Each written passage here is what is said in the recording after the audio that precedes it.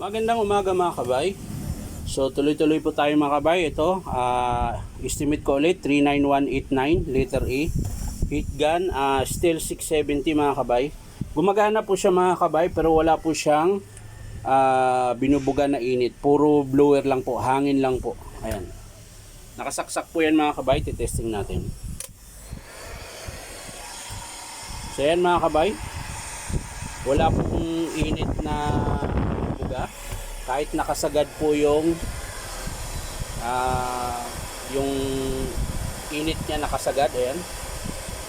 Babawasan natin, babalik natin sa wala, ganun pa rin. Lalagyan natin ng init dapat. Ayan.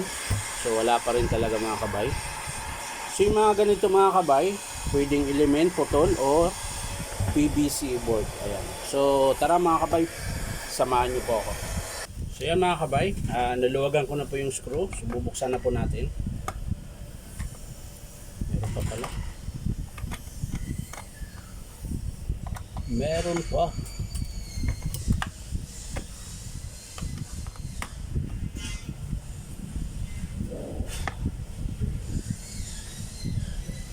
Yun, dami alikabok.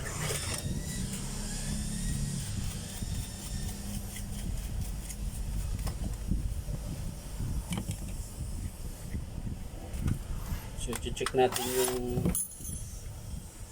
element niya mga kabay kung may putol. Ano ba yun?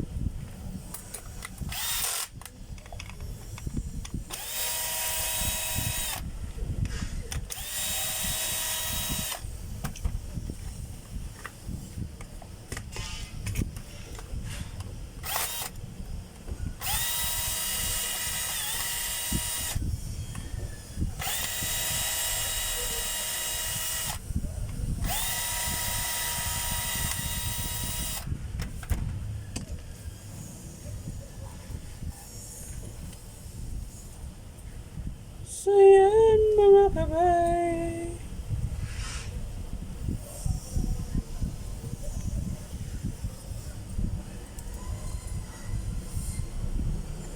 So ayan.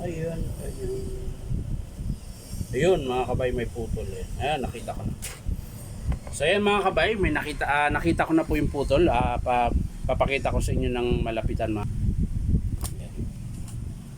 So ito po yung naputol mga kabay. Ayan. Ayan, pansinin nyo po yung wire na yun mga kabay. Ayan. Yan po yung dahilan kung bakit puro baga na lang yung puro baga. Puro hangin na lang yung binubuga niya. Gawa po niya na yan, putol. So ibig sabihin mga kabay, good po yung PVC niya. Ayan. Kita naman po, wala naman po siyang tama. Ayan.